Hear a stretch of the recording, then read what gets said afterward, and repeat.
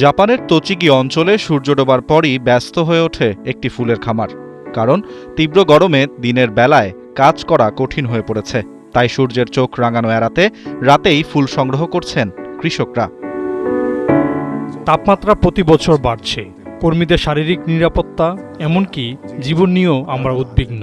তাই রাতে ফসল সংগ্রহ ও অন্যান্য কাজ করার সিদ্ধান্ত নিয়েছি। ইজিমার খামারে শুধু রাতেই নয়, ভোরের ঠান্ডা সময়েও চলছে কাজ। ৬৮ বছর বয়সী মিয়াকো আসাদা জানান, দিনের তুলনায় সকালে কাজ করা অনেক স্বস্তিদায়ক। তাই খুব ভোরে ঘুম থেকে উঠে কাজে নেমে পড়ছেন। সকালে তুলনামূলক ঠান্ডা থাকে, ঘুম থেকে ওঠা কষ্টকর, কিন্তু গরমের কথা ভাবলে ঘুম এমনিতেই ভেঙে যায়। যতদিন এমন তপ্ত রোদ থাকবে ততদিন সকালেই কাজ করা ভালো।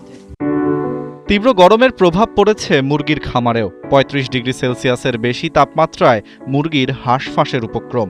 মুরগিদের খাবারের আগ্রহ কমে গেছে। তাই গভীর রাতে মুরগিগুলোকে জাগিয়ে খাবার খাওয়াচ্ছেন খামারি তেতসুয়া উসুবা।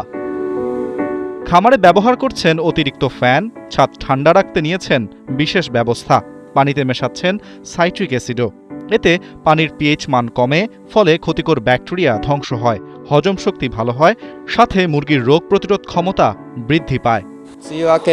প্রতি বছর মুরগি পালন কঠিন হয়ে যাচ্ছে। গরমের সময় প্রতিদিন প্রায় ঘন্টায় ঘন্টায় তাপমাত্রার পরিবর্তন নজরে রাখতে হয়। পানির সরবরাহে সমস্যা হলে মুরগি মারা যেতে পারে। জাপানে বাড়তে থাকা তাপপ্রবাহ শুধু মানুষের জীবনেই নয়, কৃষি ও প্রাণী সম্পদ খাতেও তৈরি করেছে নতুন বাস্তবতা।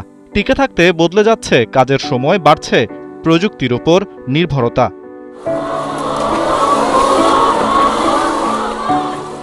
আরাফাত ইসলাম, ৭১।